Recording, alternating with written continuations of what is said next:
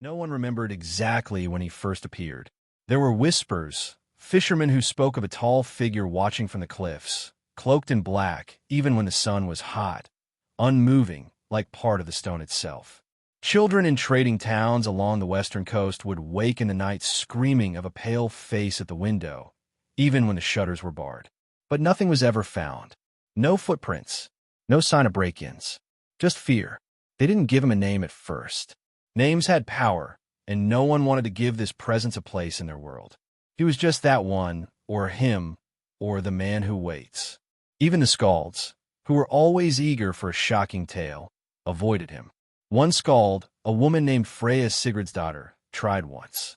She stood in a market and recited a poem about a man made of shadows and bone, who drank the strength of warriors and left their blades rusted by morning.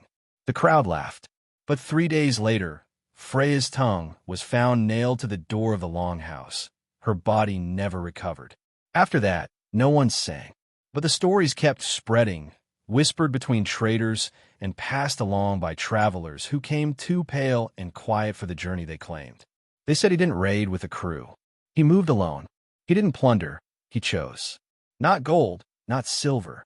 People, always the same kind, the boldest, the proudest, the ones who didn't flinch when others ran. And those people were never seen again. He was first truly noticed after the fall of Gardsvik, a fortified settlement far up the coast that had stood for nearly 70 winters. It had stone walls, iron-forged gates, trained warriors, and its own blacksmiths. They could withstand sieges. Bandits didn't even try. But one summer morning, a passing trader found the gates wide open, no guards on watch, and the smell of smoke clinging to the air. Inside, everything was untouched, goods, weapons, livestock. But the people were gone. Every last one. No blood. No signs of struggle. Just silence. And a message, scrawled into the center of the town square, in runes only the oldest recognized. He takes only what is broken. That was when the fear turned real. It wasn't a warlord. It wasn't a raiding crew. It was something, or someone, much harder to understand. Because whoever he was, he didn't want power, gold, or even territory. He didn't want to be king. He didn't want to be remembered. He just wanted to break people. Soon, stories began to weave common threads. Of men returning from war only to vanish weeks later. Of leaders who suddenly turned on their own villages, burning them for no reason before disappearing into the snow. Of mothers who abandoned their children and were later found staring blankly at the sea, alive but hollow-eyed, unable to speak of what had happened. Every time, they said the same thing before going silent. He showed me. Showed them what? Some thought he was a curse, a forgotten God's punishment. Others believed he was just a man, twisted, brilliant, cruel beyond reason. Someone who knew how to use fear as a weapon. Someone who understood how deeply people could be manipulated when they were desperate. Someone who could find a crack in anyone's armor. Because the truth about the Viking Age, the one the sagas like to hide, is that life was hard. People died young. Winters were long. And when survival is your only goal, morality becomes a luxury. The line between strength and savagery blurs. And in that gray space, this man, whoever he truly was, thrived. But no one agreed on what he looked like. Some said he was tall and pale with eyes like ash. Others claimed he had burns across half his face and wore a mask of leather to hide them. A few described him as limping, slow-moving, always whispering to himself in a language no one could name. But those who saw him directly rarely lived long enough to explain much more. There was one survivor, a boy named Einar, barely 12, found by hunters deep in the forest near a ruined farmstead. He had blood on his hands, though none of it was his. He wouldn't speak at first, only scream when the wind blew through the trees. Eventually, he calmed enough to give his name and the name of his village, which no longer existed. And then he said one thing again and again. He made us choose. What did he mean? That question still hangs in the air.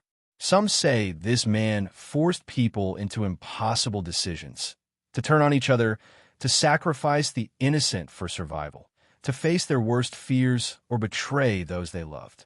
Not for gain, not for strategy, but because he wanted to watch what they would do, to see where their souls would break. One monk, who later recorded these tales in Latin after fleeing a burned-out monastery in Northumbria, wrote, "He is the shadow that tests the shape of men's hearts." Perhaps that's why his story was buried. Not because it couldn't be believed, but because it could. Because if he was just a man, that meant anyone could be like him under the right pressure. If he wasn't a ghost, or a demon, or a forgotten god, but just someone who saw the cracks and widened them, then the Viking world wasn't just full of brave warriors and gods. It was also full of something darker, something human. And that brings us back to a question no one really wants to ask. What do people become when the world offers them no peace, no safety, and no limits? The sagas won't tell you. The museums won't show you. The scrolls keep his name smudged, erased, barely legible. But if you follow the stories, the patterns, the survivors, you'll find him there, in the shadow behind the throne, in the silence after the feast, in the fear that no one will name. And just when you think it's safe, just when the fire grows low and the night settles in, you'll feel it. A chill, a sense that someone is watching. That's where the next part of the story begins. It was a trader named Olaf who finally gave the figure a name, though not one you'd find in any saga or stone carving. Olaf had sailed from Hedeby to Dublin, carrying spices and furs, and returned months later with sunken eyes and a trembling voice. He didn't go home. Instead, he walked straight into the longhouse and sat by the hearth without a word. His friends asked where he'd been. He just stared into the fire and whispered, "He waits in the stillness." They pressed him. What had happened on the voyage? Pirates? Storms? Olaf only shook his head and spoke a name no one had heard before, not even the elders.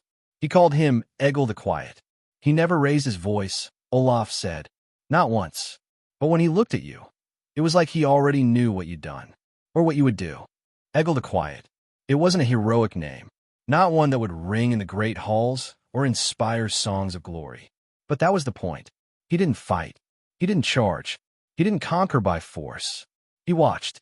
He studied.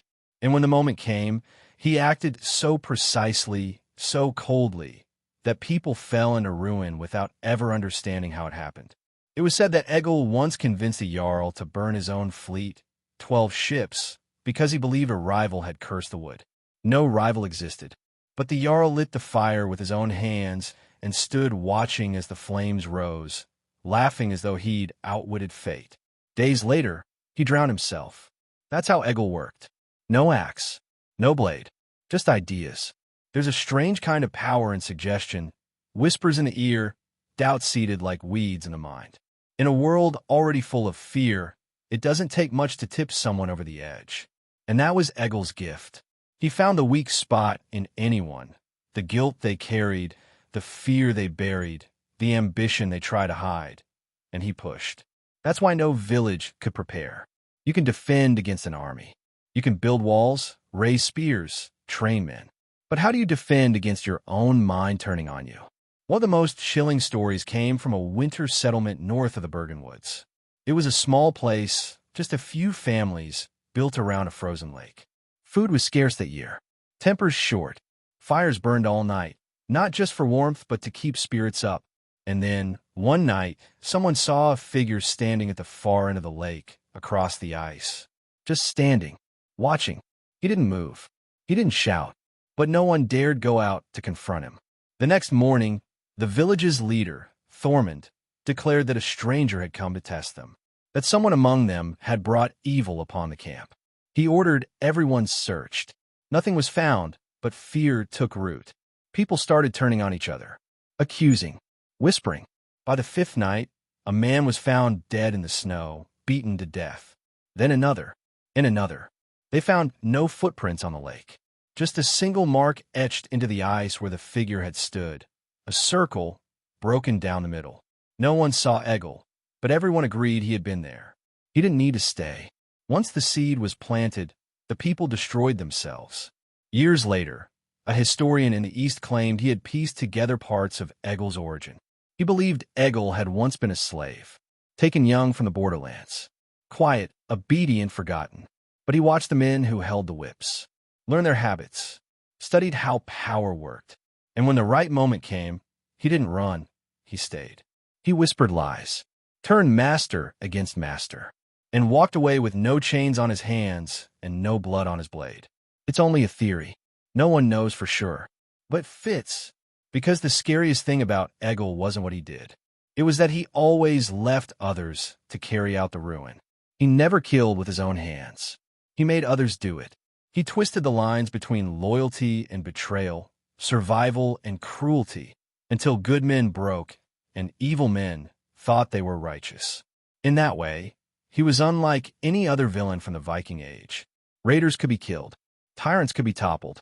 But how do you stop someone whose weapon is the truth, just sharpened and bent until it cuts the soul? There were attempts to find him, of course.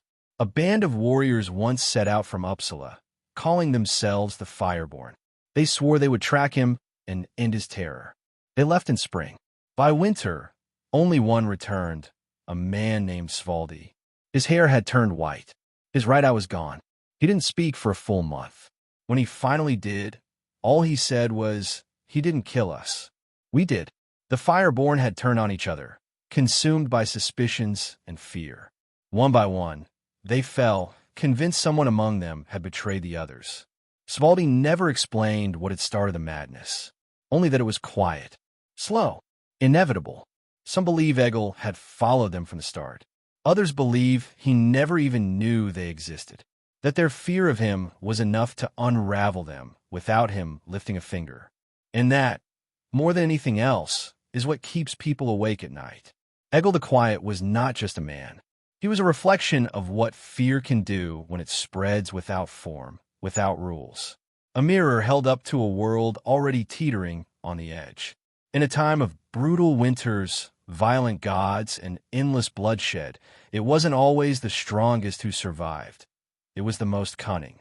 The ones who could make others carry the burden of violence while they watched from the shadows. But the story doesn't end there. Because there's one village, buried deep in the forested lands near what is now modern Sweden, that claims they beat him, that they faced Egil the Quiet and lived. They don't tell outsiders the details. But once a year, on the first night of winter, they light fires in a perfect circle around the village. No gaps, no exits, and no one speaks until sunrise. One elder, long ago, broke the silence and told a traveler, "He came here once." He smiled, and he left without a word. That's how we knew we'd won. Because if he had spoken, we'd all be gone. What did they do? What did they show him that made him leave? That part remains untold. But in the hush that follows the fire, in the long pause before sleep, some say he's still out there. Not dead, not old, just waiting, watching, listening for another place to whisper his way in. And maybe, just maybe, he's already there, quietly testing what breaks your will. The story's not over. In fact, this is only the beginning. They say fear leaves traces, not just in the body, but in the land. A hill that animals won't graze on. A path that grows crooked no matter how often it's straightened. A door that always creaks, even after it's oiled. The North is filled with places like that. Quiet places, cold places, places where Egil the Quiet is still spoken of in lowered voices, though generations have passed and the old gods have long since fallen silent. But those who live close to the old fjords, those who still hold on to the tales passed down by grandmothers who could read the sky like a book, they don't think he's gone. They think he waits.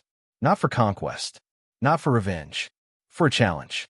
Because that's the part most forget about Egil. He didn't destroy for pleasure, at least not in the way common villains are described.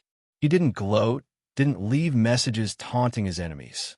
What he craved, it seemed, was understanding. A test. A way to see what people did when the mask slipped and the walls came down. That's why he never stayed in one place for long. He'd arrive like a shadow, an outsider needing shelter or a wanderer offering a tale. And then the village would change. Slowly, subtly, until one day, something snapped. A father turned against his son. A leader accused his most trusted warrior of betrayal. A friend poisoned a friend, convinced it was the only way to survive. And Egil would vanish. Some believe he kept journals, not in words, but in memory, recording reactions, storing every look of fear, or regret or disbelief, studying the soul the way others study the sword. A shipbuilder once claimed to have hosted Egil. He didn't know it at the time, of course. The man who arrived at his door was quiet, humble, and well-spoken. Helped with chores, repaired a roof beam, taught the children riddles. But by the second week, the shipbuilder's crew began to grow paranoid. One claimed the timber was cursed. Another accused his brother of sabotaging the hull. Soon they were at each other's throats, fists flying, families torn apart. The stranger left the day before the first murder. Never returned. The shipbuilder later found a carved rune hidden inside a log, barely visible. It wasn't one he recognized. He brought it to the village elder, who stared at it a long time before saying, "It means nothing." That's the point. It's a lie meant to be believed. A lie meant to be believed. That was Egil's entire power. He didn't force. He suggested. He didn't strike. He revealed. And in doing so, he left people to destroy themselves with their own fears, their own doubts, their own unspoken darkness. There's a kind of genius in that. A kind of evil, too. Yes, but a brilliance that even the most hardened raiders respected in a strange way. Because Egil didn't just defeat enemies. He exposed them, made them choose between who they pretended to be and who they truly were. And that's what terrifies people most. Not that he could ruin your life, but that he could do it without ever touching you. One saga fragment, likely erased or altered by later scribes, describes a village that once tried to trap him. They believed they had figured out his methods. They created false rumors, staged arguments, even faked a murder. They wanted to bait him, draw him in, catch him in the act. But he never came. Instead, over the next 6 months, their plan became real. The fake arguments turned personal. The staged murder led to real accusations. Friends stopped trusting each other. And when the snows melted, only half the village remained. There was no sign he'd ever arrived. But that was the lesson, wasn't it? Once you try to play Egil's game, you've already lost. Because the moment you start questioning who you can trust, even in play, you've opened the door. He doesn't have to walk through it. You will. Now, the strangest part of all this is not that he lived. It's that he was never caught, never killed, not even truly remembered. Not in the official histories, not in the carved stones that celebrate warriors and kings. It's like the Viking world wanted to forget him, needed to forget him, because what he revealed was too much, too uncomfortable. That cruelty doesn't always roar. That destruction doesn't always come with fire and steel. Sometimes it comes with a soft voice and a patient silence. Even now, modern historians debate whether Egil the Quiet ever truly existed. They say he's an invention, a symbol of fear, a scapegoat for chaos, a folktale designed to explain things people didn't understand. But if he was just a story, why does he appear in such distant places? From the hills of Norway to the coast of Ireland, from Icelandic records to faint Latin phrases in crumbling monastic texts. Always the same patterns, always the same whispers. He made us choose. That phrase turns up again and again, in different tongues, across hundreds of years. Too many to be coincidence. And then there are the ruins. Not the burned towns or the graves. That's normal for the age. But the silent halls. The perfectly intact villages with no sign of struggle, no bodies, no explanation. As if the people simply stopped being. Like they looked inward and crumbled from the inside out. Places avoided even by wolves. Places where the air feels too still. Where the doors hang open, waiting. Where the wind sometimes carries voices that don't belong. There are those who believe he's still out there. Not alive, not in the traditional sense, but present. A curse, an idea, a shadow passed down through centuries. Because once someone shows you the truth about human nature, you can't unsee it. And maybe that's what Egil was all along. Not just a man, but a mirror. One that asks a simple question again and again to anyone who dares look. Who are you when no one is watching? In a world that prided itself on strength and loyalty, Egil asked the one question no warrior wanted to answer. And in doing so, he became more than a villain. He became a myth shaped by fear, sharpened by guilt, and carried forward not by glory, but by silence. And now his name is barely spoken. His legacy buried beneath louder, more heroic tales. But if you listen closely, in the pause before sleep, in the hush between waves, you'll hear him. Waiting, watching. Because somewhere out there, someone has made a choice they can't take back. Someone has whispered a lie too soft to be noticed. Someone has cracked. And Egil the Quiet is already near. The strange thing was how quickly people forgot him, or pretended to. As time went on, villages rebuilt, leaders rose and fell, and the Norse world marched forward. Trade expanded, ships grew larger, and towns once threatened by cold and famine became busy ports. The old sagas spoke louder about glory, gods, and great deeds. But in the quiet moments, in the flicker of a dying fire or the sudden creak of floorboards in the dark, some still remembered. Not with words, with unease. Those who knew never spoke openly. They'd sit at feasts, smiling, laughing, but they'd watch the door a little too long. They'd flinch when strangers asked too many questions. And when they had children of their own, they taught them lessons that seemed strange at first. Never trust a man who listens more than he speaks. Never ignore the feeling that someone's watching, and never, ever share your deepest fear with anyone, not even family. Because once it's spoken, it can be used. That was the old wisdom, not carved in runes, but passed mouth to ear, like a spell of protection no one could quite explain. By the time Christianity started creeping into the northern world, most believed Egil was long gone. Just a superstition, a story for winter nights. But even the new monks, educated, logical, skeptical, couldn't shake what they found in the margins of their old manuscripts. Short notes, scribbled by shaking hands. Mentions of the Quiet One, the Watcher, the Soul Mirror. Always ensigned. Always near reports of strange events. Entire monasteries abandoned with food still on the table. Monks found wandering the woods days after vanishing, unable to speak. One monk, Brother Hildrick, tried to record all. He traveled across the northern lands, collecting whispers and rumors. He filled 4 entire scrolls with the stories, piecing together dates, places, patterns. He believed Egil was not a myth, but something much more dangerous. Asterisk a method. Asterisk, he wrote. Asterisk, what he does is not magic. It is thought. Pure, precise thought. He finds the secret you're hiding from yourself, and he makes you see it. And when you do, you break. Asterisk, Brother Hildrick disappeared before he could send the scrolls to Rome. His belongings were found in a fishing village on the edge of Norway, neatly packed. The scrolls were soaked, unreadable. But one page survived, folded between dry layers of cloth, a single sentence. Asterisk, he sat across from me and said nothing, but I have never been so afraid. Asterisk, people kept moving forward. New conflicts came. Kings fought over land. Farmers prayed to new gods. But here and there, the pattern returned. A quiet man in the market square, asking nothing but learning everything. A family who turned on each other over a missing coin. A village where no crime was committed, but where everyone felt like they were being punished for something. These things didn't make it into the official records.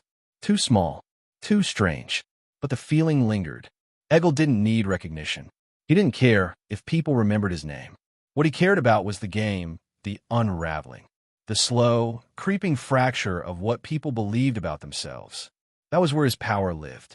There was a woman, Astrid, who lived generations later in a mountain village, so isolated it missed most of the wars.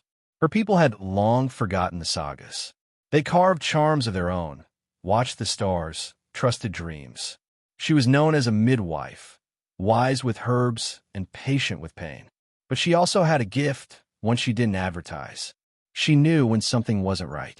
Not illness, not injury, something deeper. She could walk into a home and feel it. When fear had taken root, when secrets weighed too heavy, when someone was slipping.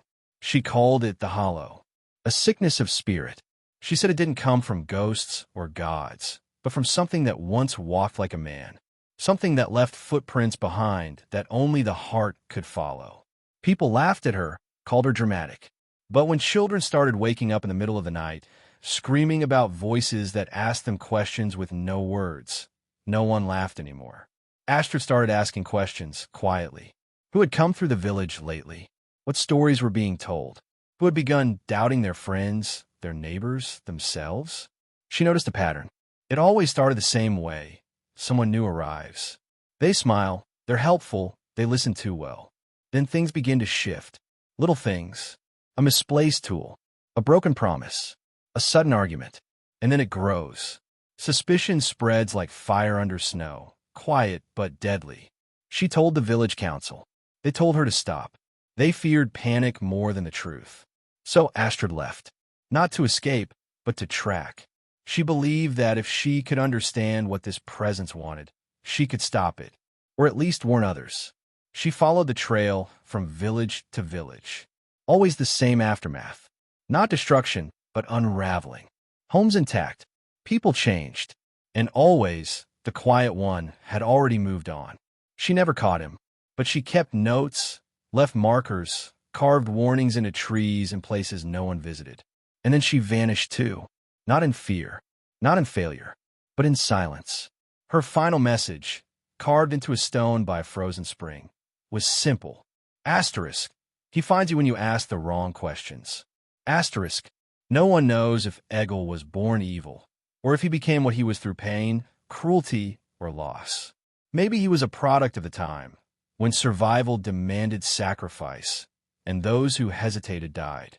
Maybe he saw things others didn't. Or maybe he simply stopped believing in the good in people and decided to prove his theory right. But what's clear is this. He was more than just one man. He was a reflection of a world that prided itself on strength, yet cracked under pressure. Of people who wore masks, even to themselves. He didn't create the darkness. He just turned up the light so people had to see it. And once they saw it, most couldn't bear it. That's why even now, centuries later, his story isn't told openly. Not because it's forgotten, but because it's too close, too real, too possible. He could be anyone. A traveler on the road, a guest in your home, a neighbor who never raises his voice. And once you begin to wonder, once the doubt takes hold, that's when the game begins. And you never even realize you've already started playing. Most tales end when the villain is defeated. But Egil's story never truly ends. It lingers. Like smoke in an old coat, like a whisper caught in the rafters. Because he wasn't the kind of danger you could fight with a sword or outrun on horseback. His weapon was thought. His battlefield was the mind. And once you met him, even if only for a moment, you were never quite the same. There was a farmer named Ivar, far from any town, who lived a quiet life with his wife and 2 sons. They didn't have much, but their land was good and their days peaceful. Then one autumn evening, a traveler arrived. Polite, soft-spoken, with a strange calm in his eyes. He asked for nothing but shelter from the cold and offered to help with chores while he stayed. Ivar hesitated, but the weather was turning and the man looked tired. So he agreed. The traveler didn't speak much, but he listened. Listened as Ivar talked about the hard frost that ruined last year's harvest. Listened when his wife spoke of the baby she'd lost. Listen when one son complained about the other. Always quiet, always kind. But after a week, things began to change. The boys started fighting over things they never cared about before. Small things. Who fed the animals? Who used too much firewood? Ivar's wife grew cold, distant, staring off as if listening to something far away. And Ivar, he began to dream things. Memories twisted into nightmares. His father's voice, disappointed. The sound of a baby crying in the woods. Then one morning, the traveler was gone. No goodbye. No sign of where he'd gone. Just vanished. And the house. It never felt the same. Ivar became suspicious of everyone. His wife left a few weeks later, taking the youngest boy. The eldest stayed but wouldn't speak. The farm eventually collapsed, not from fire or storm, but from silence. When neighbors came months later, they found Ivar alone, rocking back and forth near the hearth, whispering, he knew all of it. The traveler's name was never spoken, but those who heard the story later swore it was him. Egil the Quiet, moving from place to place, breaking people without ever touching them. All he needed was time and a single opening, one fear, one regret, one secret buried too deep. The question that lingered, still lingers, is why? Why'd he do it? Some said it was revenge. That long ago, he had lost everything: family, land, faith, and decided to make the world feel what he had. Others believed he was born different, cursed perhaps, or chosen by a force even the old gods couldn't name. A force that didn't kill or conquer, but unraveled. There were rare accounts, very rare, of people who claimed to speak with him, not as victims, but as observers. One was a sailor who met him aboard a merchant ship bound for the Orkneys. The man never knew his name, only that he kept to himself, read old scrolls, and stared out at the sea as though searching for something just beyond the horizon. They shared a meal once, and the sailor asked what he was looking for. The man replied, "The place where truth no longer matters." The sailor laughed, thinking it a joke. But years later, after his ship had wrecked and his crew had turned on each other for food, he remembered those words and stopped laughing. What kind of person sees the world not in right or wrong, but in how easily people abandon both? That's what Egil seemed to understand better than anyone else. The breaking point, the soft spot, the place where the lies we tell ourselves finally give way under pressure. He didn't destroy towns for treasure. He destroyed trust. He didn't fight kings, he exposed them. One tale, passed quietly among the Christian scribes, spoke of a noble lord in the eastern fjords who ruled with pride and a reputation for fairness. One winter, he welcomed a traveler to his hall. The man said little, but listened to everything. Within weeks, the Lord had ordered executions for imagined plots, turned his most loyal guards into spies, and sent his own daughter away for fear she would betray him. When spring came, the land was full of fresh graves and empty homes. The traveler? Gone.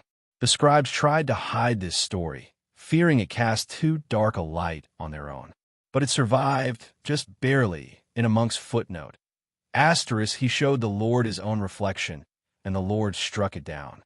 Asterisk, that's the real fear, isn't it?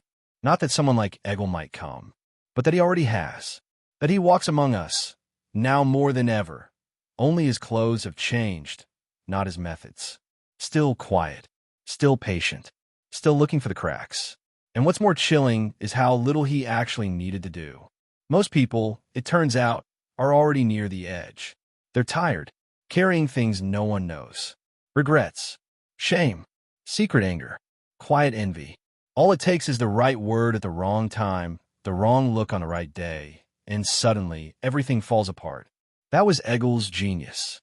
He didn't control people. He freed them from the illusion of control. And once the illusion broke, the damage was done. There are theories, even now, hidden in academic papers or late-night talks between archaeologists. Some believe Egil left coded signs in runes, messages hidden in old stone carvings. Not warnings, experiments, observations. One inscription in a cave in northern Iceland reads, Asterisk, they feared what I showed them, and so they burned the mirror. Asterisk, but no one has ever been able to prove it was him. And maybe that's how he wanted it. Because Egil was never about being known. He was about being felt. And long after he was gone, people still felt him. In the guilt that wouldn't fade, the memories they couldn't explain, the sudden, terrifying clarity that they were not who they pretended to be. That's the mark he left behind. And it was deeper than any sword wound. In the decades that followed, stories of Egil the Quiet became like smoke in a longhouse.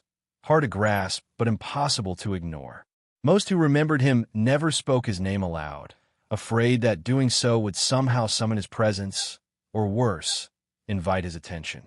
Yet every few years, a strange tale would surface. Always quiet, always familiar. There was the widow in Uppsala whose sons had gone off to war.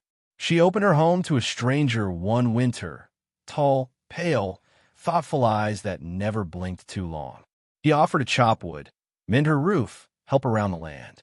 For weeks, he said little, only asked questions about her past, her sons, her late husband, the child she'd lost before birth. She thought nothing of it first, but then her dreams began to change. She'd wake sobbing, convinced her sons had died. In the daylight, she'd feel watched. She caught herself whispering things she had never dared say aloud. Things about how she blamed her husband, how she resented the silence in her home, how part of her wish for the war to end, so she wouldn't have to wait anymore. Then, one morning, the stranger was gone. Her neighbors found her days later. The house was tidy, the hearth still warm, but she'd stopped speaking altogether. She stared through people. When asked what had happened, she only said, "He reminded me." Of what? She never answered, just wept and wept. Other stories were harder to trace. A merchant who lost everything in a trade deal gone wrong. A chieftain who suddenly turned against his own kin. A healer who burned her own herbs and vanished into the forest. Each tale different in detail, but eerily alike in tone. A stranger arrives, listens, stays just long enough to touch something raw, and then disappears, leaving only quiet chaos behind. What made Egil so unnerving wasn't just that he was cruel. It was that he never appeared to enjoy the damage.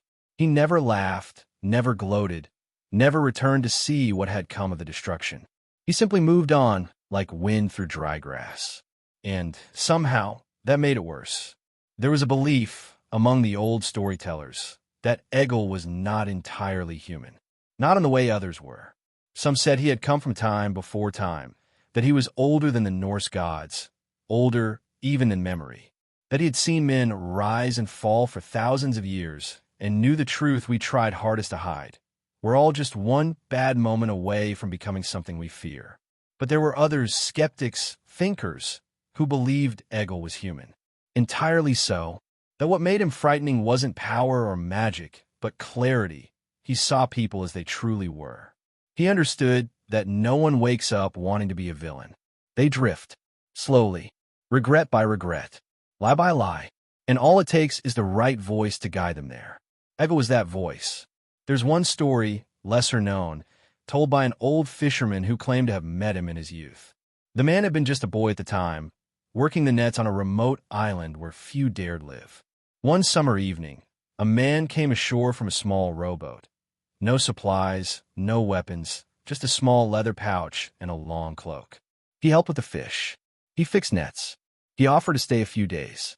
The boy remembered how kind he seemed, patient, smiling. One night, the man sat beside him by the fire and asked, "What are you most afraid of?" The boy shrugged. He was young. Fear was something that lived in shadows, not in daylight. So the man asked again, "What would break you if it happened tomorrow?" The boy didn't know what to say, so the man told him. He described, in exact detail, a series of events the boy hadn't even imagined. The storm that would come in 2 months' time, the boat that would shatter, the brother who would not return, and how the boy would live but carry the guilt of surviving. At first, the boy thought it was a game, a cruel one, but when the man rode away the next morning, those words stayed. And when the storm did come, and it happened exactly as he said, it changed the boy forever. Not because he believed the man caused it, but because the man knew. How could anyone know such things? And if he could know, what else had he seen? The fisherman, now old and gray, once told a traveler, he didn't bring death. He brought knowing, and knowing is heavier than any grave. In every story, that's the thread. Egil didn't force choices. He didn't shout or punish or demand. He simply showed people what they already feared and watched them do the rest. People began to suspect he wasn't merely wandering by chance, that he moved with purpose, that he sought out those whose hearts were already cracked, not to help, but to test, not for his own sake, but for something else. A theory began to grow in whispers, that Egil had once made a pact, not with a god, nor with a demon, but with himself.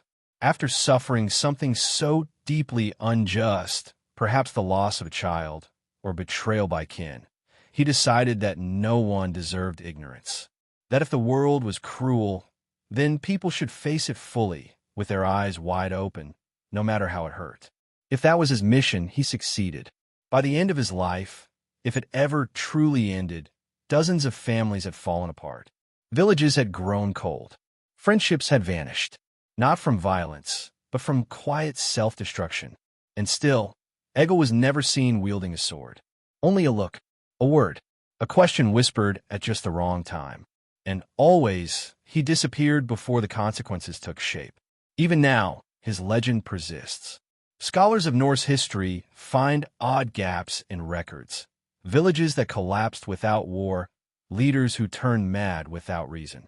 They blame politics, disease, coincidence.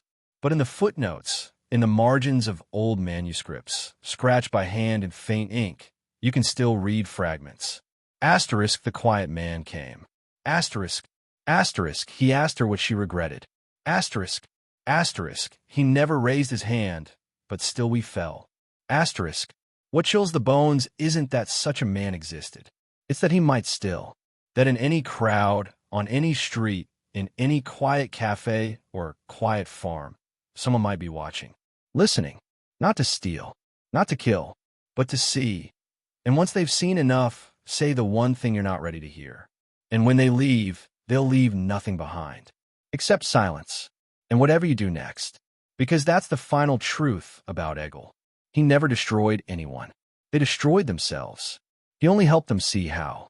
Years passed, and the name Egil all but disappeared from spoken memory, replaced by fear that no one dared explain.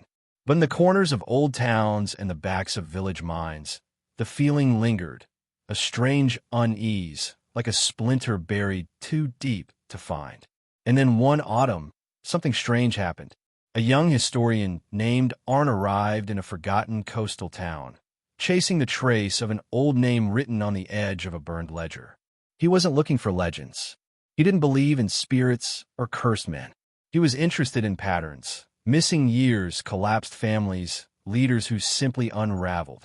Egil the Quiet was mentioned in one strange line in a forgotten poem, one barely translated piece of parchment that had been rescued from a monastery fire. The phrase repeated over and over. Asterisk.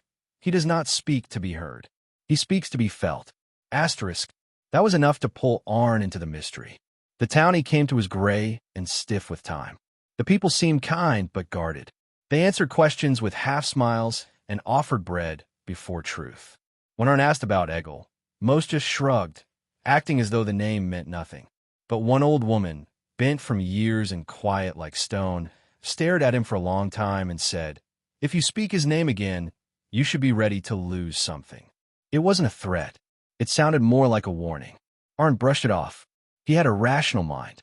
He wrote in a black notebook and recorded everything.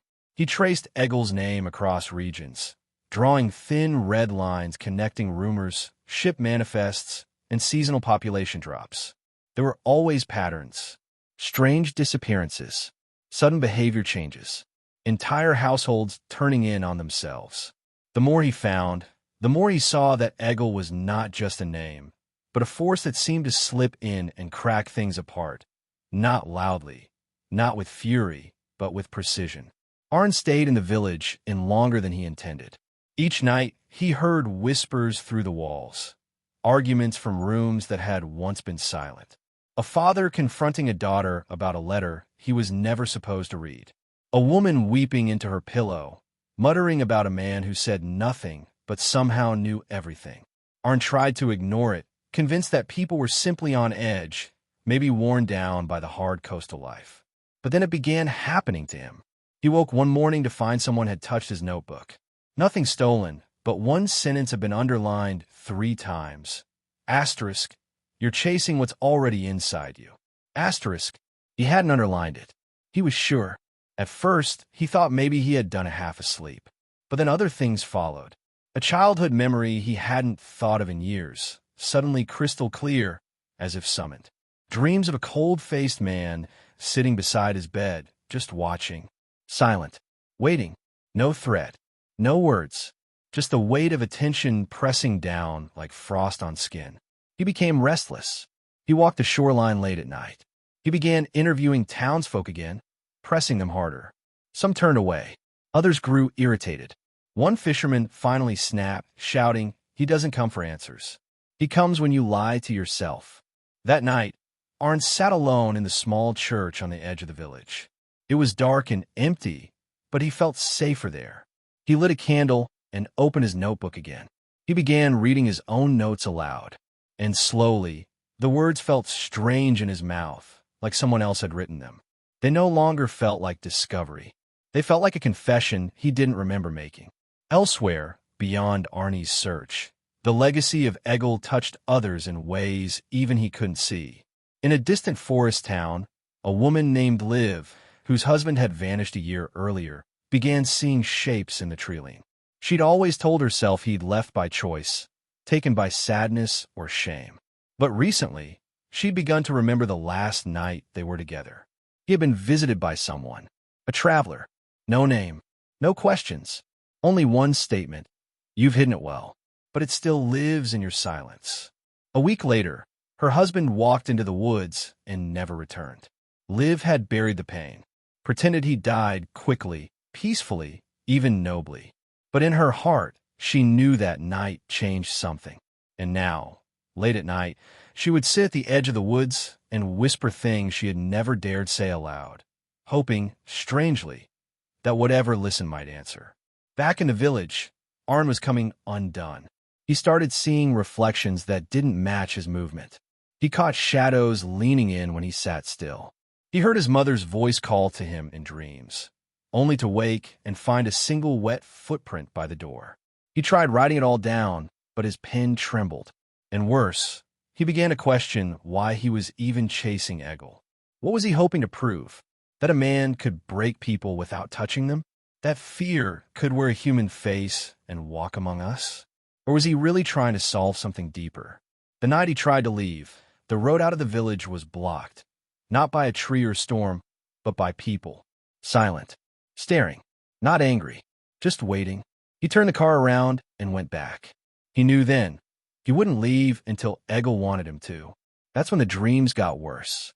One night, he saw himself walking through a house he didn't recognize, opening doors that led to nothing.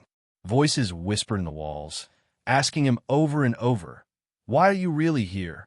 And when he couldn't answer, the last door opened, and there was Egil.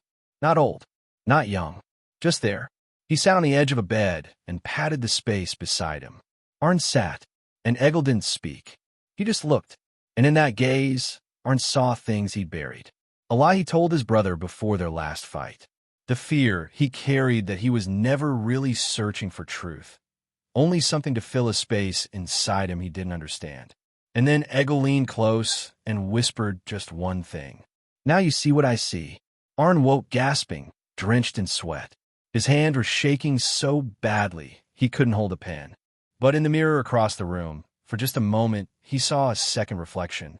Egil, watching, then gone. The story hadn't ended. It had barely begun, because now Arn understood. Egil didn't need to be in the room to destroy someone. He didn't need weapons or strength. He only needed truth and the silence people buried it in.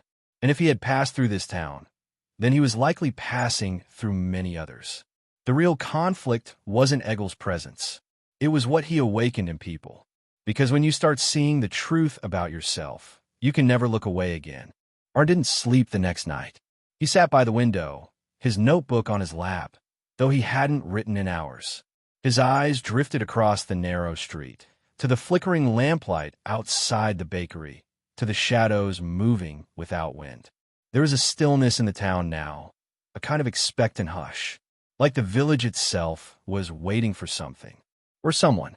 And deep down, Arn realized the real reason he couldn't bring himself to leave.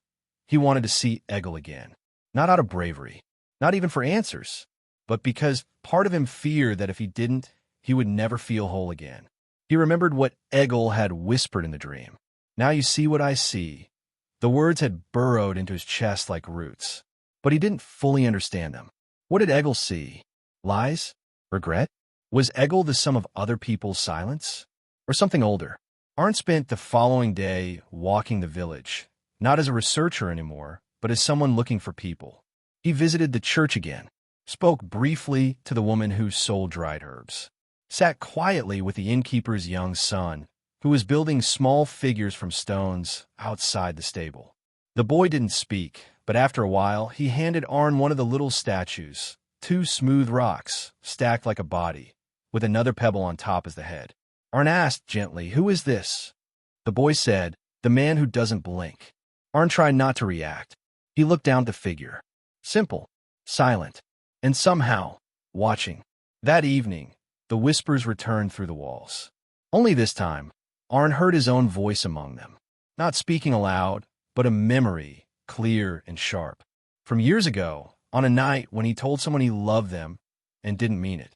The words echoed now with a kind of cruel hollowness. He hadn't remembered that moment in over a decade. Yet here it was, vivid and exact. He stared at the notebook for a long time before writing. Egil does not break people. He opens them. It was a terrifying thought, because it meant Egil wasn't just haunting places, he was unlocking something already there. Shame, guilt, secrets, the things people spend years covering over with noise and routine. And when those things come rushing back, not everyone survives it. There were stories like that in nearby towns. Arn had found vague references in hospital logs and archived letters.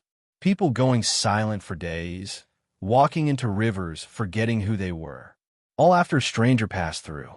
But what really disturbed Arn was how none of these events were ever investigated fully, as though those around them understood something the rest of the world didn't, that some truths, when uncovered, don't bring healing. They bring unraveling. The deeper Arn looked, the more he saw patterns. Egil didn't appear to everyone, only to those holding something inside, something heavy, something poisonous. In that way, Egil wasn't random. He was precise. 2 days later, Arn made the trip to an isolated farmhouse on the edge of a cliff. A man named Soren lived there, someone Arn had been told about by the innkeeper, though with hesitation. Soren had once been a respected schoolteacher. Then, one year, he quit his job, boarded up his windows, and stopped speaking to anyone. He lived alone now, only seen when picking up firewood or feeding the goats that wandered the cliffs. Arn arrived late in the afternoon. The house was small, worn down, with vines creeping along one side. The door was slightly open, not in welcome, but not in warning either. He stepped inside slowly, calling out, "Soren? I'm not here to bother you. I'm just trying to understand." There was no answer at first, just the sound of the wind coming through cracked boards. Then a voice came from the back room, hoarse and low. "You're already too late to understand." Once he sees you, the questions stop mattering. Arn followed the voice. In the corner of a dim room, Soren sat in a wooden chair, a blanket over his knees, eyes staring ahead at nothing. Arn said, "You saw him too." Soren didn't nod, didn't blink, just said, "I buried something in myself for 40 years. And he didn't even ask about it. He just knew. Arn stepped closer, careful not to interrupt the fragile rhythm of the moment. "What did you bury?" Soren's voice cracked. "It doesn't matter now. It never mattered to anyone. But it mattered to me. And I told myself I was past it. That life had moved on. But when he sat across from me, he didn't ask about it. He just watched. And I remembered everything. All the things I thought time had forgiven." Arn felt the hair on his neck rise. He sat on the floor beside the chair. "Why doesn't he speak?" Soren finally looked at him, not with fear, but with a kind of resigned understanding. "Because the silence is the part that hurts the most. He lets you feel it yourself." They sat there a long time. No more questions. No more answers. When Arn left, the sun was setting, casting long, thin shadows across the fields. He walked slowly back to the village, feeling like something inside him had changed, shifted, but not fully revealed. He didn't write that night. Instead, he lit a candle and stared at the wall, waiting, listening. And sometime after midnight, he felt it again, that presence. Egil wasn't in the room, but he was somewhere close. Watching, not threatening, not cruel, just waiting. Waiting for Arn to face whatever he had buried. The main conflict was no longer about finding Egil. It was about surviving him. Not everyone did. Some ran from the truth. Some were swallowed by it. Arn didn't know which one he would be. But the next time Egil came to him in a dream, he wouldn't run. He would ask nothing. He would just sit and listen to the silence. The next morning, the village was blanketed in a fog so thick, Arn could barely see the inn's front steps. The air felt heavier somehow, like the sky itself was pressing down on the rooftops. People moved slower. Doors stayed shut. Even the dogs, usually barking in the morning light, were silent. It was as if something had settled over the town, and everyone could feel it, but no one wanted to name it. Arn stepped out into the cold with his notebook under his arm, but he didn't write. Instead, he walked with no direction, letting his feet take him through the narrow paths and side roads. He passed the boarded-up schoolhouse, the collapsed mill at the river bend, the rusted swings set behind the old community hall. Every building felt like it had been waiting too long, waiting for something to come back. By noon, he found himself standing in front of the chapel again. This time he went inside. It was darker than he remembered. Dust clung to the stained glass windows, muting the light that trickled in. Rows of wooden pews stretched toward a cracked altar, where a single candle flickered on its own, unattended but somehow still burning. Father Henrik wasn't there. Or maybe he was, but Arn didn't call out. Instead, he sat in the second row, listening. And it was in that silence that he finally admitted it to himself. He wasn't just here for answers. He wasn't just curious. He was broken, too. Maybe not in ways people could see, but enough that the silence in this village felt familiar, like it mirrored something in his own chest. He closed his eyes and remembered something. His brother's funeral, years ago. He had stood beside the casket, nodding, shaking hands, thanking people for coming. But he hadn't cried. Not once. Not at the service. Not after. Not even now. He had buried that grief the same way the villagers had buried their stories. Maybe that's what Egil was really after. Not punishment, just truth. When Arn opened his eyes, the candle at the altar had gone out.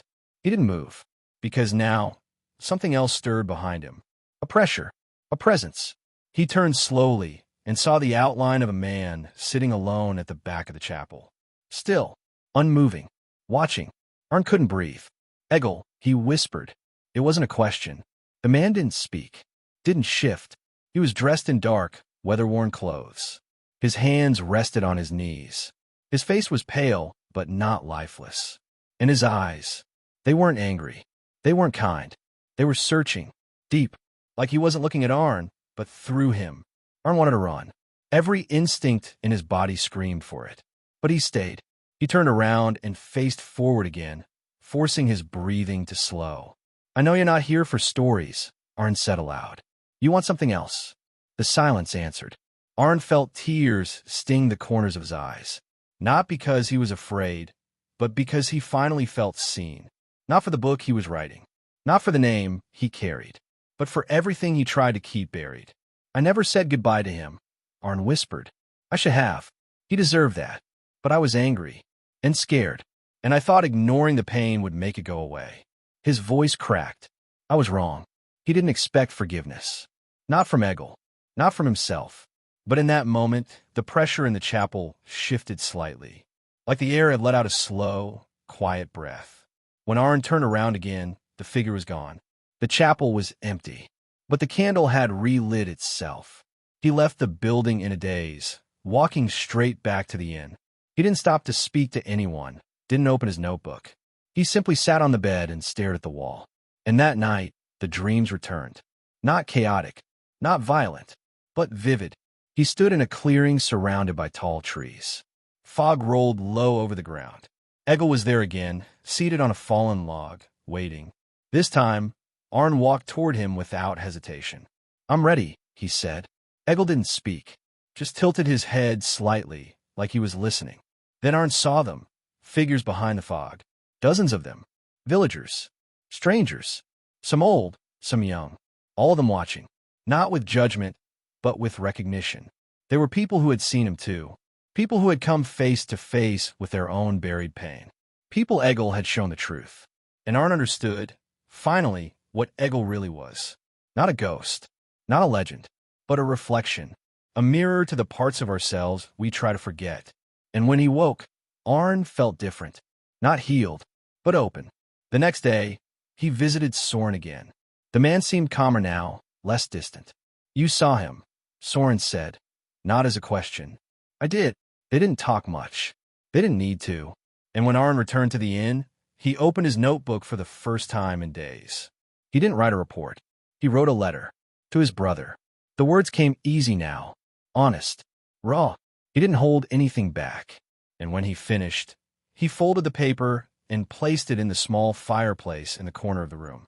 He lit a match, watched it burn. The next morning, the fog was gone, and the village felt lighter somehow. Not fixed, but no longer holding its breath. People were out again. Doors open. Children laughing. As Arn packed his things, he felt a strange ache in his chest. Like he was leaving something behind, but not in a sad way. More like something had been let go. At the edge of town, just before the road turned back toward the train station, he paused and looked out over the hills. The sky was clear now, bright. He could see for miles. And in the distance, standing at the tree line, was a familiar figure. Egil, still, silent, watching. But this time, Arn didn't feel afraid. He nodded once, and Egil turned and walked into the trees.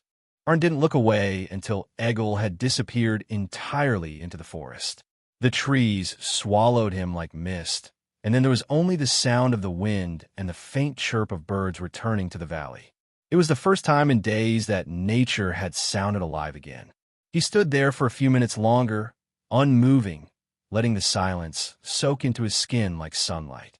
He didn't try to understand everything. That was the difference now. Before, he had chased logic and proof like a reporter chasing a headline. Now he understood that some truths don't fit into neat explanations. Some stories don't need to be solved. They need to be felt. The train back to the city was nearly empty. Arn sat by the window, notebook in his lap, his pen resting across the top page, but not moving. He just stared out at the trees and hills sliding past, trying to hold on to the peace he'd found. And for the first time in a long while, he wasn't thinking about what to publish or how his editor might respond. He was thinking about the people in that village, the ones who never left, the ones who stayed quiet for decades, and the ones who had no voice left to speak. When he returned to his apartment, it all felt different, not just because the city was louder and colder, but because he had changed. He could feel it in the way he walked, the way he breathed, the way he listened. He took the notebook, now filled with messy pages of letters and memories, and placed it gently in a drawer. He didn't submit anything. Not yet. Instead, he started visiting a counselor. Slowly, quietly. At first, he said very little. But the more he showed up, the more the words came. About his brother. About the guilt. About what he had buried beneath years of pretending everything was fine. He kept thinking about Egil, not as a spirit, but as a symbol of unspoken grief, of unhealed wounds, of the truth that eventually find a way to surface. One evening, he received a letter. No return address. Just a folded piece of paper and a photograph tucked inside. The photo was old, black and white, slightly torn at the edges. It showed a group of villagers, probably from the 1970s, standing beside the chapel. In the center was a young man in a dark jacket, with a calm, tired expression. Egil. Arn turned the paper over. There were no names, no dates. Just one line written in faint blue ink. He never left. We just stopped seeing him. Arn sat for a long time holding that photo. Later that night, he called Soren's number. It rang twice, then clicked to static. No voicemail, just silence. He tried again the next day. Still nothing. So he packed a bag and took the train back. The station platform was empty again when he arrived, but the air no longer felt heavy. The walk into the village was the same, but the mood had changed. Children were playing in the distance. Someone was fixing the shingles on a roof. A woman he didn't recognize waved from a window. He stopped at the inn, but the door was closed and a sign in the window said asterisk, gone to help at the mill. Asterisk. Arn smiled. He walked through the village slowly, noticing the little changes. The reopened bakery, the cleared path to the chapel, fresh flowers planted outside old homes.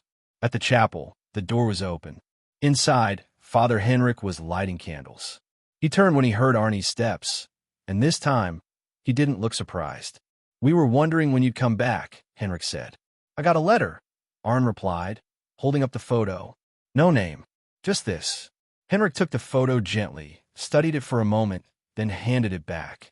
"He's always been a part of this village, even when no one would speak his name." "I think he saved me," Arn said quietly. Henrik nodded. "That's what he does." Outside, the wind had picked up, rustling the tall trees beyond the chapel. Arn walked the path back toward the inn and found Soren there, standing with two other men. They were discussing repairs on a nearby roof, laughing softly between sentences. Soren looked different, lighter somehow. When he saw Arn, He gave a short nod and walked over. I didn't expect to see you again, Soren said. I didn't expect to come back. They stood in silence for a moment. You told me once that Egil didn't haunt this place, Arn said. That he protected it. Soren looked out at the trees. I used to think he was stuck here, he said. But maybe he just stayed because he knew someone would need him. All of us did, in different ways. Arn reached into his coat pocket and pulled out a fresh notebook, blank, untouched. He held it out.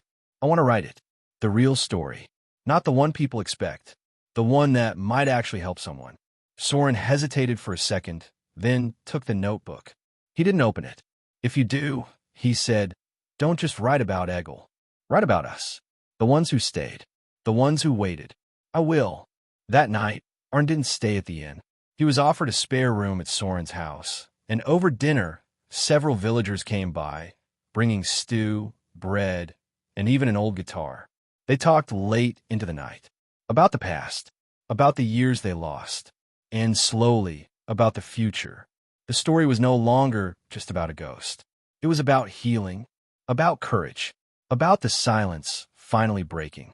And in the days that followed, Arn began to write. Not for fame, not for clicks, but for truth. Real, human truth. Because sometimes the scariest part of any story isn't the ghost. It's what we're forced to face in ourselves when we finally stop running. And in that, there's something deeply human, something that never dies. Arnie's writing came slowly at first, like the thaw after a hard winter. He didn't rush it. He would wake early, walk through the village, sit beneath the old elm near the chapel, and just listen. Not to interviews or statements, but to the rhythm of life here.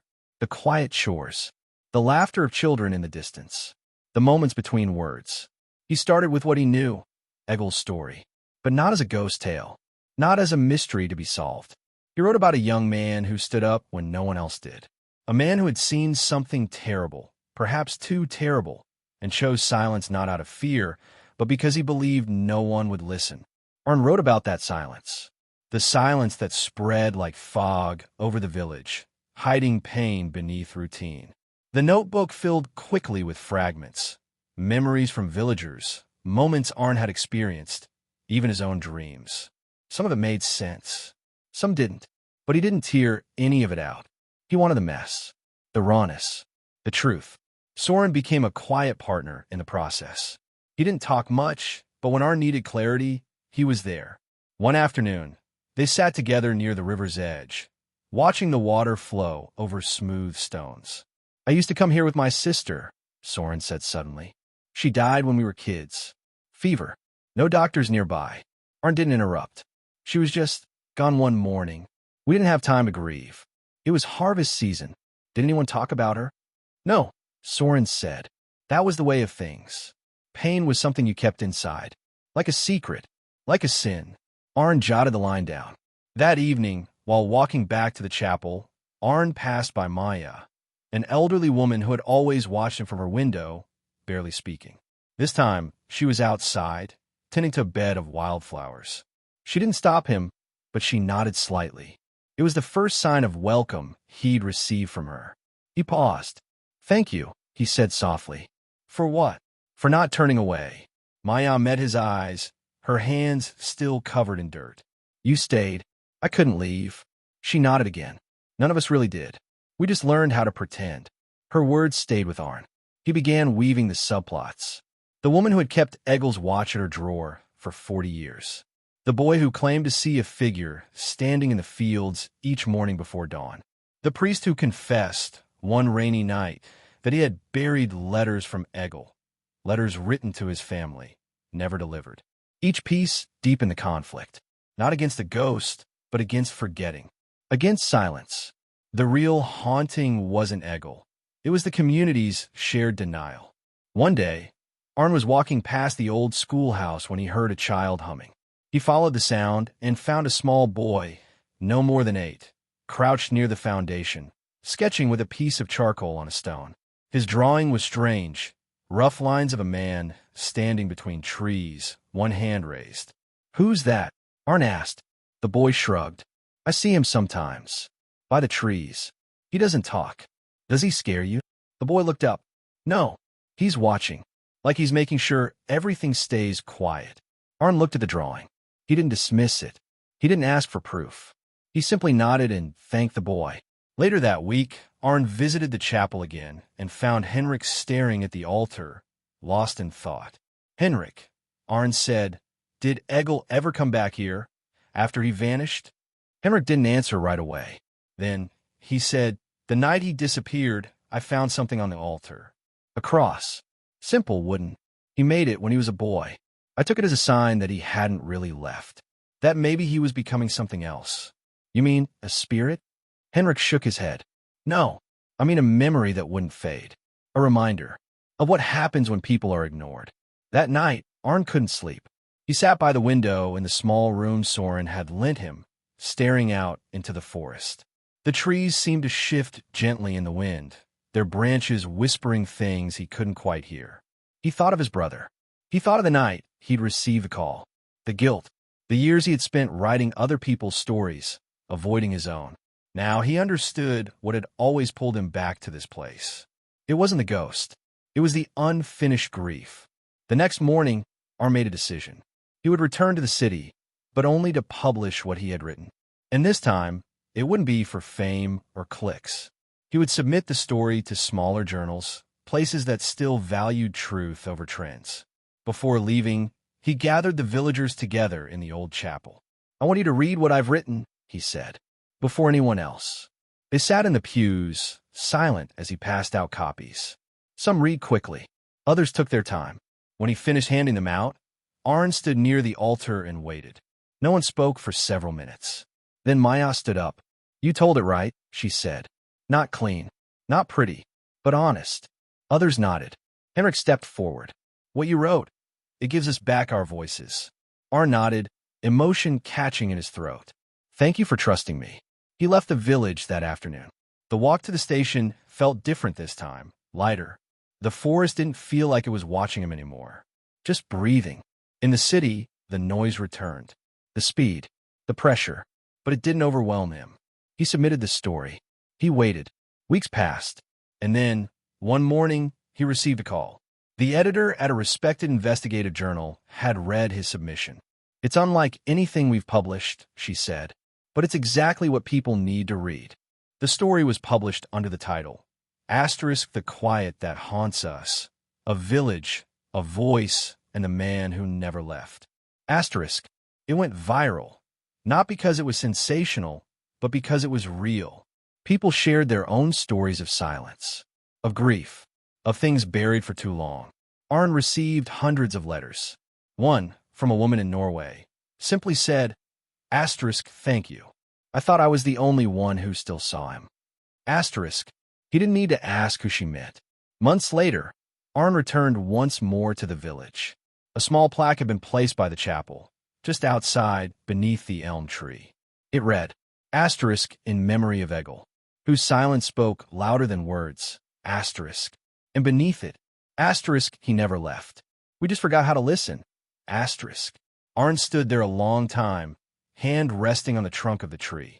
The wind rustled the leaves overhead, soft and steady. And somewhere in that whisper, he heard it again. Not fear, not sorrow, but peace. Arn stayed in the village longer this time, not as a visitor or a journalist, but as someone returning home, not to where he was born, but where he had finally started to heal. The story he had written about Egil, about silence, memory, and the burden of the unseen, had made its way into universities, trauma counseling groups, and newsrooms across the country. People weren't just reading it, they were connecting with it. They were writing back. He received letters not only from those who had experienced loss, but from those who had once ignored it. Teachers who now asked different questions in their classrooms, officers who said they would stop and listen more, villagers from places like this one who admitted they'd walk past people like Egil without ever asking how they were really doing. But for Arn, the real transformation was quieter. He began helping Henrik at the chapel, not in sermons, but in small ways. Repairing broken woodwork, replacing cracked windows. One afternoon, as they reattached a rusted hinge to a door that had long refused to close properly, Henrik looked over and said, "You know, I used to think that when something was broken too long, it wasn't worth fixing anymore. Arn smiled. And now? Henrik shrugged. Now I think maybe things just need someone patient enough to try. That idea, patience, stayed with Arn. He didn't try to rush the village into change. He didn't expect people to suddenly unearth everything they'd buried over decades. He simply showed up, every day, sometimes to write, sometimes to listen, sometimes just to sit in silence with someone who needed company but couldn't ask for it. It was during one of those quiet mornings, walking by the edge of the forest, that Arn saw the boy again, the one who had drawn the man among the trees. He was sitting on a low rock, carving something into a piece of bark with a small pocket knife. Arn approached slowly. "What are you making?" he asked. The boy held up the bark. It was rough, but clearly the shape of a figure. A man with one arm raised. "He still comes?" Arn asked. The boy nodded. "Only when it's really quiet.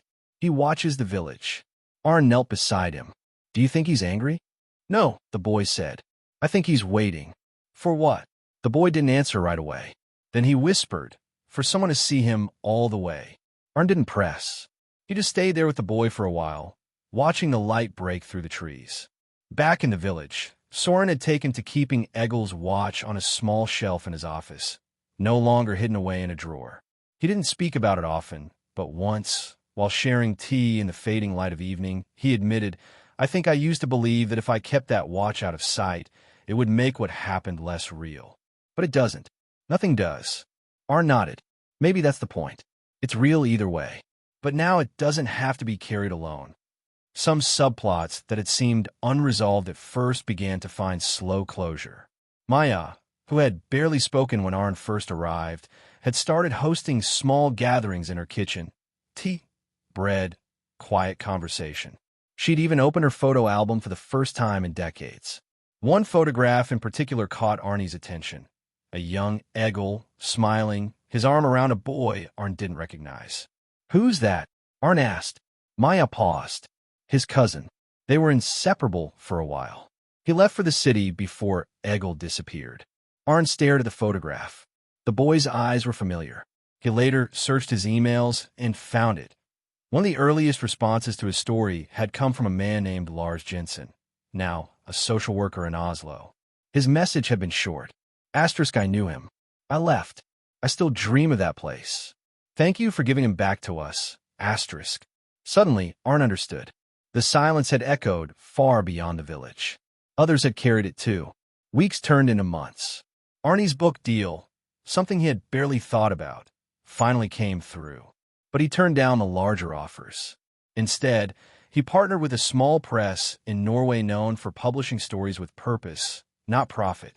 He titled the book When the Wind Whispers Names.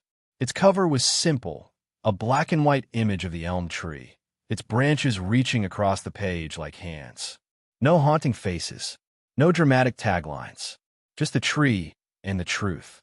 The release brought journalists back to the village, but Arn worked closely with Henrik and the community to make sure their privacy and integrity were respected.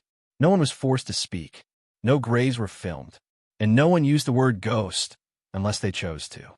Instead, something unexpected happened. Other villages began reaching out. Places with their own Egil, their own wounds, their own silences. Arn found himself invited to speak at community centers, not about crime or scandal, but about how people could reclaim their histories, about how healing doesn't mean erasing pain, but facing it together. One night, standing before a small audience in a town much like the one where it all began, Arn told them, "There are stories that scare us, not because they involve ghosts, but because they remind us of what we ignored, of who we left behind. But when we tell them right, not for sensation, but for understanding, they stop being stories that haunt us and start becoming stories that help us remember how to care." That line was later quoted in newspapers and podcasts. But Arn didn't care about that. He only cared that the people in the village, the ones who had once avoided eye contact or turned away when he asked questions, now stood beside him. One final winter came. The snow blanketed the village, softening the rooftops, the old roads, and the chapel's steep roof. Arn stood outside the chapel with Soren, watching the wind swirl the flakes around them like a quiet storm of memory. "You think he's still here?" Soren asked. Arn looked up. "I think," He's finally resting. Soren nodded. Then maybe we all can too. Inside the chapel, Henrik had lit candles for those who had passed. A new plaque sat beside the first one for Egil. It listed names, not of victims, but of those who had been forgotten in their own ways. Arn added one last name to the list, Eric, his brother. It was time. He stepped back, exhaled, and let the silence fill the space. Not with weight, but with peace. For the first time in years, it didn't feel empty. It felt whole. That winter, something changed in the village. The silence wasn't gone, but it had shifted. It wasn't the same suffocating quiet that used to press against people's chests. It had become the kind of silence that wrapped itself around moments of thought, of care, of waiting. But under the surface, something else had started to stir. Something unfinished. It began subtly, an unease that grew between the lines of everyday life.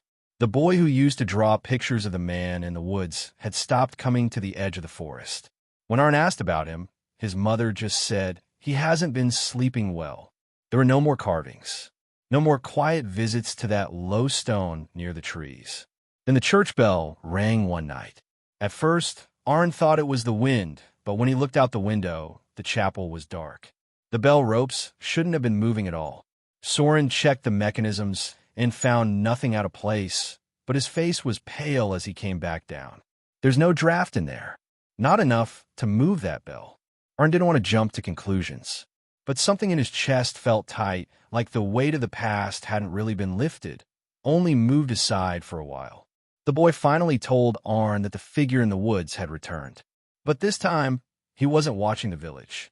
He was facing the forest, standing as if waiting for something or someone to come out. "Does he seem angry now?" Arn asked quietly. "No," the boy whispered. "He seems afraid." That night, Arn couldn't sleep.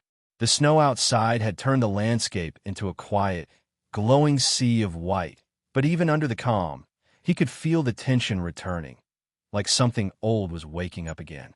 He opened his notebook, flipping through pages of scribbled interviews, memories, fragments of Egil's story that never made it into the final article. There was one note he hadn't looked at in months.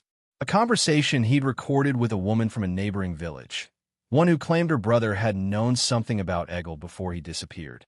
Her words came back to him now, as clear as if she'd spoken them that night. Asterisk. He told me Egil found something in the woods, something he wasn't supposed to see. Not a person. Not exactly. He wouldn't say what, but he stopped sleeping after that. He said the forest watches back. Asterisk. It hadn't made sense back then. He'd chalked it up to old rumors, local myths layered on top of real pain. But now he wasn't sure. Arn went to visit the woman again. Her house was perched on the slope of a hill, tucked behind rows of pine. She answered the door slower than before, her eyes scanning the trees behind him before she even said hello. "You're still chasing this?" she asked. "I'm not chasing anything," he said. "But something's not finished." She nodded and let him inside. Her walls were covered in photographs, some of family, others of places in the forest, all taken decades apart. One photo caught Arnie's eye. A stone formation deep in the woods, strange, not natural. Like a circle of jagged rocks, leaning slightly inward. "Where is this?" he asked. "About 3 kilometers past where Egil's bike was found," she said. "Old ritual site, maybe, or maybe just a place no one wanted to talk about. He was obsessed with it the week before he vanished." Why didn't anyone mention this? They did, once. But when people started dreaming about it, about standing in that circle and seeing something else standing with them, they stopped talking. We learned that kind of silence here. Arn took a photo of the picture and promised to return it. That night, he showed it to Henrik and Soren. Both men recognized it, but neither wanted to say it aloud. Finally, Henrik said, "We never went back after he disappeared. We thought it might invite something, but the circle was there, still hidden, still unsolved." Arn knew what he had to do. He didn't go alone. Soren insisted on coming, and to Arnie's surprise, so did the boy's mother. "He won't sleep until this is done," she said. "And I can't keep pretending it's just dreams." The hike was harder in the snow. The wind moved through the trees with a sound that wasn't quite howling, but wasn't quiet either. They reached the site by late afternoon, just as the sun began to dip behind the ridge. The circle was still there. the stones now covered in snow and moss, leaning in like frozen shoulders in prayer. Something about the air changed when they stepped inside it. It was colder, yes, but also stiller, as if the forest itself had paused to listen. Arn stepped into the center. He didn't expect anything to happen, but he felt it, a sudden, overwhelming wave of sadness. It wasn't his. It wasn't from now. It was something old, heavy, like someone had cried so deeply into the ground that the grief stayed there, waiting. Then the boy screamed. They turned and saw him pointing to the tree line. A shape, not quite a man, not quite Shadow. There and gone. Soren ran to him, grabbing his hand, pulling him into the circle. It's not Egil, the boy whispered. It's what Egil saw. The tension spiked. Arn looked around, trying to anchor himself, trying to find logic in what was unfolding. But every part of him knew this wasn't just memory. It was something deeper, something that had festered in the roots of the silence the village had lived in for years. The boy's mother stood frozen, her hand covering her mouth. It's waiting, she said softly.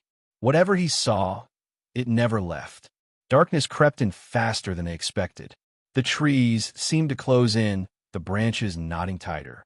The wind no longer whispered, it spoke. Low, humming, a sound with no clear source. And in that growing darkness, Arn understood. The forest didn't take Egil. It witnessed what did. And ever since, it had been trying to tell someone. But no one had listened. Until now. The forest was alive with a kind of breathless waiting. As the last light vanished behind the ridge, the shadows in the stone circle grew longer, reaching toward the group as if trying to pull them down into the earth. Arn tightened his grip on the notebook in his coat pocket, not because he planned to write anything, but because it grounded him, reminded him who he was, why he had come, and what Egil had lost. The boy clung to Soren's side. His eyes, wide and fixed on the tree line, were full of fear, but also something else, recognition. It was as if whatever stood beyond the trees wasn't a stranger to him. Whatever haunted the edge of their world had visited him before, in dreams or memories passed down like curses. It's closer, the boy whispered. It doesn't want us here. Arn looked at Soren, whose lips were drawn tight, jaw clenched, hands firm around the boy's shoulders. The priest didn't speak. He simply nodded to Arn, the kind of nod that said, we go forward or we never go at all. The boy's mother stepped into the circle again. I used to hear stories about this place, she murmured, almost to herself. My grandfather once said there were places in the woods where sound dies. Places where even God doesn't watch. Why didn't anyone warn us? Arn asked. We don't warn about things we pretend don't exist. The wind shifted. A sudden gust pushed against the circle, kicking up fine particles of snow and old pine needles. And then, out of nowhere, came the sound of footsteps, not animal, not scattered, but slow and deliberate, like someone walking just out of sight. They all turned toward the noise. Nothing. The trees stood still. But the boy pointed again, this time not to the trees, but to the ground. One of the stones had cracked clean down the middle. Beneath it was a small hollow, like a grave that had been filled and then disturbed again. Soren stepped forward cautiously and knelt. He reached into the hollow and pulled out a small bundle, wrapped in what looked like rotting cloth. His hand shook as he unfolded it. Inside was a photograph, faded, wet, and torn at the edges, but still visible. It was Egil, or someone who looked just like him, standing inside this same stone circle, holding something small and metallic in his hands. In the photo, behind him was a dark figure, not touching him, not even near, but unmistakably present. A shape without features, a silhouette that didn't belong. This must have been taken days before he vanished, Arn whispered. Soren stared at the image. He found it. Whatever it is, he found it. Or it found him. They stood there unmoving as a noise rose behind them. Not loud, not sharp, but a low humming that seemed to vibrate through their bones. The boy covered his ears and dropped to the ground, trembling. And then he screamed again, this time not in fear, but in pain. Arn rushed to him, pulling him close. What is it? What do you feel? The boy gasped. It's inside me. It's trying to show me. I see trees. A fire. Someone running. Something chasing them. Not a man. Not a wolf. Something wrong. Soren grabbed the boy's shoulders. What do you mean wrong? No eyes. Just hunger. The wind howled. This time it was no trick. It roared through the trees like a warning, like the forest itself had reached a breaking point. And then, for a few terrifying seconds, every sound vanished. The wind stopped. The branches froze. Even their breathing felt muffled. And in that silence, they heard it. A whisper, not in a language they understood, not with words, but it pressed into their heads, into their ribs, like the echo of grief that didn't need translating. Then it was gone. Arn stood, his legs weak, breath shallow. We shouldn't be here. But we are, Soren said. And I think that's exactly what it wants. Wants us to do what? Remember. That word hung in the air like a bell toll. The boy stood slowly, his hands still pressed to his chest. It's not just one thing, he said softly. There's something older, deeper. It used Egil. It used others. But it was already here long before. Arn turned in a slow circle, staring at the stones. How long has this place been marked? Soren didn't answer. The boy's mother finally spoke. My grandfather said the woods were once part of something sacred, until it was broken. People stopped listening, stopped honoring it, and it turned to anger. It fed on silence. A crack of ice snapped through the air. One of the outer stones split down the center, as if cut by invisible hands. The sound echoed like a rifle shot. The boy gasped again. It's breaking free. Free from what? Arn asked. From waiting. Panic bloomed in Arnie's chest. We need to leave. But the path back was already vanishing into darkness. Snow had begun to fall, slow, thick, heavy flakes that dulled the light and blurred their surroundings. Soren pulled out his flashlight and aimed it toward the woods, but the beam barely pierced the gloom. We stay close. No splitting up. Not for a second. They began to move, slow and careful, away from the circle, but the forest didn't seem to want to let them go. The ground beneath their boots felt different, less stable, as if the forest was shifting beneath them, folding them inward. And then, just ahead, they saw it, a figure, standing between the trees. Still, silent, watching. Arn raised the flashlight. The beam hit the shape. It wasn't Egil, but it wore his jacket. The figure tilted its head slowly, as if curious. Then its body shuddered and began to move. Not walk, float. Its feet didn't touch the ground. The boy whimpered. It took his face. They turned and ran. The forest came alive. Branches reached out like arms. Snow fell harder. The dark thickened, choking out what little light remained. They ran, gasping, stumbling, hearts pounding, but the path twisted beneath them. Trees that weren't there before appeared in front of them, forcing them off course. Somewhere behind them, the figure followed. Not fast, not loud, just inevitable. They didn't know how long they ran. Only that by the time they reached the edge of the woods, they were no longer sure it was the same forest. But the circle was gone, buried, as if it had never existed. And all that remained was the hum of silence, growing deeper by the second. The boy didn't speak for the rest of the night. And when dawn came, the snow had buried their tracks completely. But on the edge of town, someone had carved a symbol into the side of the chapel. One of the symbols from the stone circle. It was fresh, and it was bleeding. The forest was not finished with them, and it never would be. The next morning, the town looked unchanged, but something about it felt different. Arn couldn't shake the weight in his chest, like he was still standing at the edge of those woods. He hadn't slept. None of them had. The boy was silent, pale, eyes fixed on something none of them could see. His mother hovered close, whispering reassurances that rang hollow. Soren, the once calm priest, now paced in small circles outside the chapel, muttering to himself and rubbing a small wooden cross until it left splinters in his palm. But it wasn't until the local deputy knocked on Arnie's door that things truly shifted. Someone's vandalized the cemetery, she said. Her voice was flat, but her face was pale. You need to see it. He followed her through town. No one else was outside.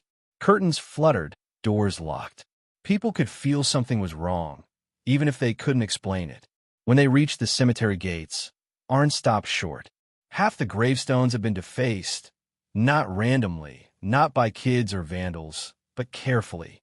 Every stone bore the same carving now, the exact symbol from the forest circle, and not just scratched in. It looked branded, burned into the stone, scorched black and deep. Arn stepped closer, and his breath caught in his throat. Some of the graves? They were open, empty, and there were no tracks in the snow. None. "Is this a message?" the deputy asked quietly. Arn didn't answer. His eyes were fixed on the last row, where a gravestone had been cracked in half. It was Egil's, but Egil had never been buried. His body had never been found. His family had set the stone anyway, out of grief, out of hope, out of ritual, and now it was destroyed. Back at the chapel, Soren examined the bleeding symbol carved into the wood. "It wasn't just warning us," he said. "It was marking us, the same way it marked Egil." Arn turned to the boy, who stood just outside the chapel steps. His lips were moving again, but no sound came. His mother crouched beside him, trying to coax him into speaking. Then, without warning, the boy pointed straight at Soren. "It's inside him now." The air went still. Soren froze. Arn stared, unable to speak. "No," Soren whispered. "No, that's not." But the boy nodded, backing away. "You took it from the circle. When you touched the photo. When you opened the hollow." Arn felt his stomach twist. Soren looked down at his own hands, still red, still trembling. He had been coughing all morning, but now Arn remembered. His nose had bled during the night. His eyes had gone glassy. The whispers had started after that moment. The priest stepped back. I didn't know."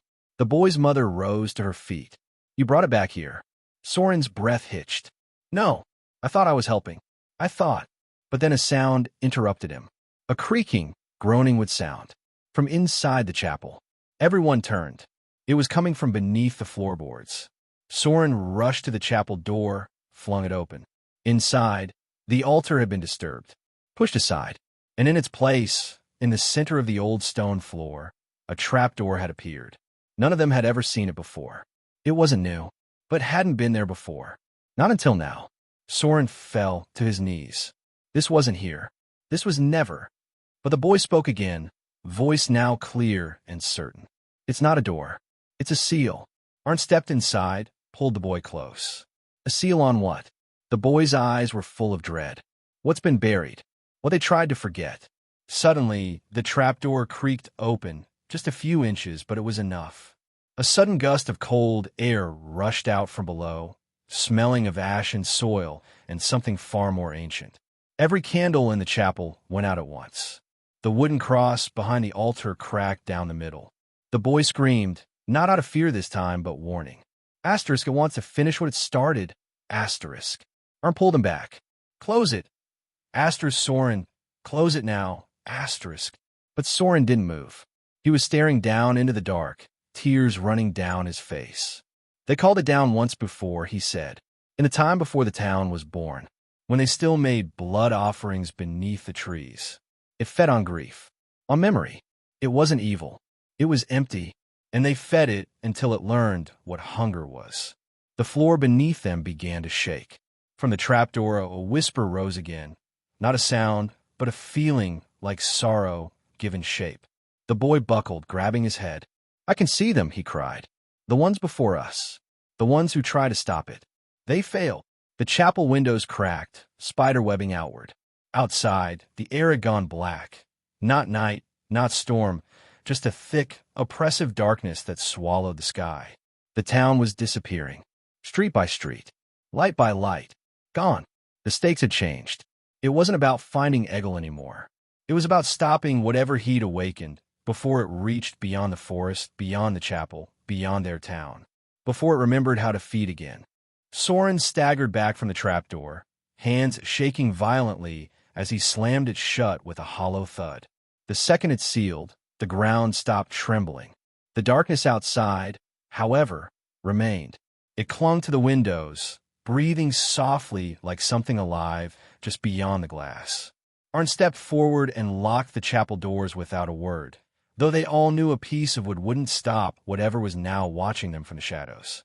The boy stood stiff, unmoving, his eyes no longer filled with fear, but focus. Deep, unsettling focus. His mother clutched him tightly. "What did you see, sweetheart?" Tell me. He whispered. They made a pact. His voice was distant, older somehow. The founders. The first ones who came here. They cut down the old trees and built the chapel right on top of what they buried. But it wasn't dead.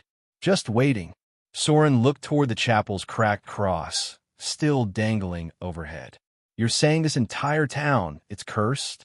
No, the boy replied. Asterisk, it is the curse. Asterisk, the town wasn't built to escape it. It was built to contain it. For a moment, the silence inside the chapel was louder than any scream. Arn leaned against the wooden pew, trying to breathe, trying to piece it all together. The symbols, the missing body, the voices from the woods, the grave markers all sharing that scorched brand. It wasn't random. It wasn't superstition. It was a system, a cycle, a history, and it had just begun again. Suddenly, the door rattled, something from the other side, trying to get in. Not pounding, not knocking, just slowly, methodically testing the hinges. Everyone backed away. Then a voice came. Soft, familiar. Arn. He froze. It was Egil's voice. Whispered, distorted, but definitely his. Soren looked at Arn, whispering, don't listen to it. But Arnie's heart was pounding. What if it's really him? It's not, the boy said, flat and cold. It's wearing him. But the voice continued. You left me there. You never came back. You left me alone in the dark. Arn covered his ears, trying to drown it out, but the words pressed into his chest like frost. It wasn't just saying what Egil would have said. It was saying what Arn feared Egil would have said. The thing outside knew their guilt, their pain, and it was feeding off it. Soren dropped to his knees, flipping through the old chapel Bible, but it was no longer in English. The pages had changed, ancient symbols bleeding across the parchment, as if the words had rewritten themselves when the trapdoor opened. He frantically flipped through until he found a sketch of the same mark burned into the gravestones. Beneath it, a word scratched in thick black ink. Remnant. What's a remnant? Soren muttered. The boy answered without hesitation. It's what's left behind when something too big to die breaks apart. A shard. A memory. A mouth that can't close. Arn turned to him slowly. How do you know all this? The boy didn't answer. His mother was crying now, not loud, but quiet, desperate sobs into her sleeves. I thought moving here would help him. I thought a smaller town, a quieter life. But Arn wasn't listening anymore. He was staring at the stained glass windows of the chapel. The figures inside them, once saints, once angels, had changed. Their eyes were hollow now, their hands stretched downward, reaching toward a black pit that hadn't been part of the design. The colors had faded to ash gray, the faces twisted with something that wasn't human grief. It was hunger. He whispered, it's already inside the town. And Soren confirmed it with a single nod. Maybe it never left. That's when the second twist hit. The boy's mother collapsed. She didn't fall gracefully. She crumpled like a puppet whose strings had been cut. Arn and Soren rushed to her, but her eyes were wide, mouth open, and her lips were moving fast. She wasn't breathing. She was chanting. Arn leaned in close. The words weren't in any language he recognized. They were old, wet-sounding, like something meant to be spoken underwater. The boy backed away from her, tears rolling down his face. It got into her. It touched her thoughts. Soren reached out, trying to shake her free, but she clawed at his arm with sudden, feral strength. She shoved him backward with force no one her size should have had. Then she stood, head tilted, eyes glowing faintly under the candlelight. She wasn't speaking anymore. She was smiling. Thank you, she whispered to the boy, but the voice wasn't hers. It was male, ancient, echoing across the chapel walls. Soren grabbed the heavy Bible and stepped between her and the child. No closer, he said firmly. You're not welcome here. But she only laughed. You still think this place is sacred? That old prayers still work. You sealed me under this floor for centuries, fed me your children, your broken promises, your secrets. And now you think it can stop me. Then she turned to Arn. You were always the weakest link. Arn felt the air leave his lungs. You wanted to believe, she said. You came looking for your friend, not knowing what you'd find, not knowing what you'd free. Then the lights in the chapel exploded. The windows shattered inward. spraying shards across the pews. And with it came the wind from the woods. The door buckled under pressure and flew open. The darkness poured in, but not like smoke, like water. It rolled across the floor, rising slowly. Inside were shapes, shifting forms, half-seen figures, some crawling, some walking upright, but none of them fully human. Arn grabbed the boy and ran behind the altar with Soren, as the darkness consumed the center of the chapel and stopped inches before touching the trapdoor. It didn't cross the seal. It couldn't. Soren realized it at the same time Arn did. The seal still holds, Arn whispered. The original one. That's why it's here. That's why it lured Egil. It wants to be let out the right way. The boy nodded. It needs us to open it willingly. With a ritual. With words. Soren turned to the possessed mother. That's why it's been whispering. That's why it called to him in the woods. The woman raised her hand, and the darkness surged again. You can't hold the seal forever, she said with that twisted voice. The boy will speak. He always speaks. But this time the boy didn't. Instead, he turned to Arn. I can't stop it forever, he said, but I can show you where it began. Ow! His eyes glowed faintly. In dreams. In memories. In the places no one else looks. He reached out, placed his hand on Arnie's chest, and the chapel vanished in an instant. The storm, the shadows, the voice, gone. And Arn found himself somewhere else entirely, standing in the snow, before the trees, and walking toward him was Egil. Arn stood frozen in the snow, wind curling through the trees like breath from something just out of sight. The woods weren't the same anymore. Everything felt slower, stretched thin. Egil walked toward him through the snowdrifts, looking unchanged. Same coat, same haunted eyes, but there was something different in the way he moved. Like he wasn't quite touching the ground. Arnie's heart thundered as he stepped forward. Egil, he asked, barely above a whisper.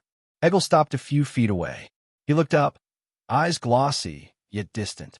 You shouldn't have come. Arn swallowed hard. You vanished. You went missing for a whole year. You left no trace. I had to know what happened. I had to find you. A flicker of pain crossed Egil's face. I didn't leave, Arn. I was taken. Arnie's voice cracked. By what? Egil glanced around the snow-covered woods, his breath steaming as he spoke. By something that remembered too much. Something buried before we were born.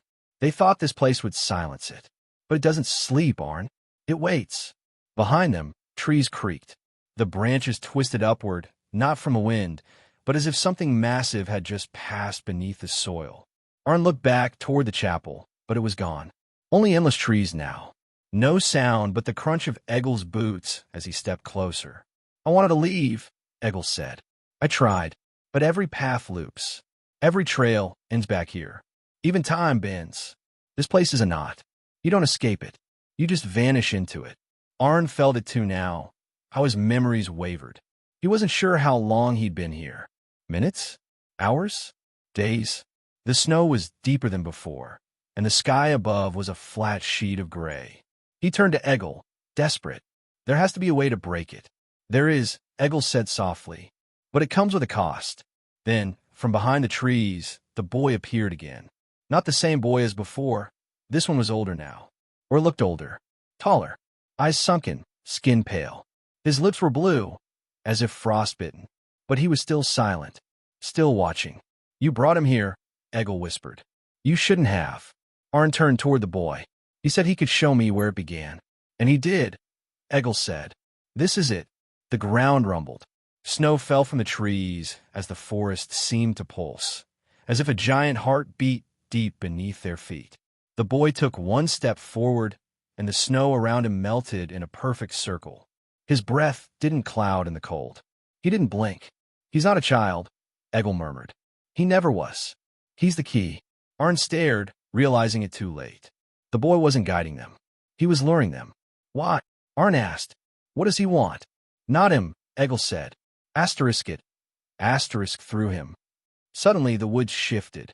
Trees cracked open, not fell but split, hollow inside, filled with darkness that looked liquid. Black roots writhed inside like veins. A sound rippled through the air, wet, low, like something breathing through a throat full of mud. The boy raised his hand. The darkness inside the trees surged forward. Egil grabbed Arnie's arm. You still have a choice. One of us has to stay. One of us has to take its place. That's the only way to seal it again. What are you saying? When they first trapped it, they didn't use spells. They used people. Sacrifices. Hosts. Egil looked up at the trees, his voice barely steady. They left someone behind to hold the seal. Arn shook his head. There has to be another way. There isn't. I try to fight it. I try to run. But now it's feeding again. And it wants more. The boy stepped closer, no longer silent. You brought the seal breaker, he said, voice low and strange. You opened the path. I didn't mean to, Arn whispered. But you did, the boy said. And now it chooses. A blinding light surged through the clearing, Soren's voice cutting through like a flare. He had somehow reached them, chanting words in the old language, torn straight from the chapel Bible. The light from his hand pulsed like fire. The darkness recoiled for a moment, shuddering back into the trees. Egil shouted now. Arn run. But Arn didn't move. He looked at Egil, broken, lost, barely alive, and made his choice. No, he said. We both go. This thing doesn't get to keep you. Before Egil could respond, Arn rushed forward and pulled the boy off his feet, dragging him into the ring of firelight Soren had created. The child hissed, thrashing, screaming in a voice not his own. The flames around the three of them burned higher, encasing them in a circle that the shadow couldn't pass. The boy's skin cracked. Not burned, Astra's peeled star, revealing bone, bark, something ancient and hollow underneath. Soren's voice grew louder. Then it all collapsed at once. The light burst. The trees cracked. The shadows screamed. And Arn woke up, on the chapel floor. Soren knelt beside him, pale and shaking. The boy was gone. The woman, his mother, was breathing again, no longer possessed. And Egil, he was kneeling by the altar, staring blankly at the trapdoor. Still here. Alive. But different. Did we do it? Arn asked, coughing. Soren nodded slowly. You forced it back. Whatever it was. But it marked you. Arn looked at Egil. The man's eyes glowed faintly, the same way the boy's had. Soren continued, voice low. He took its place. He's what's holding it now. Egil stood up slowly. I remember everything. The dreams. The hunger. It's still there. But it's quiet now. Arn stepped toward him. How long can you hold it? Egil didn't answer. He didn't have to. They all knew it was only a matter of time. But for now, the chapel was still. The shadows gone. The town quiet. As they stepped outside into the pale morning light, snow still falling gently, the final twist came. In the frost-covered trees, just beyond the tree-line, another boy watched them. Younger. Silent. Same eyes. Then he turned and walked into the woods. Arn didn't speak. Neither did Soren. The silence between them stretched thin as frost, more unnerving than the wind or the woods or even the memory of what had just happened. Egil stood still on the steps of the chapel, face unreadable. The boy was gone, but another had taken his place. And with that one glance, Arn understood the truth. The cycle hadn't ended. It had only shifted. They stood there for what felt like hours, listening to the woods breathe. Finally, Egil spoke. I can feel it, he said quietly. It's not angry. Not yet. It's waiting. Watching through me. Arn turned to him, voice steady. You fought it once. You can do it again. Egil didn't nod. Didn't disagree either. He looked off into the snow-covered pines where the new boy had disappeared. That wasn't just another trick. That wasn't the same one. It was younger. Sora took a deep breath.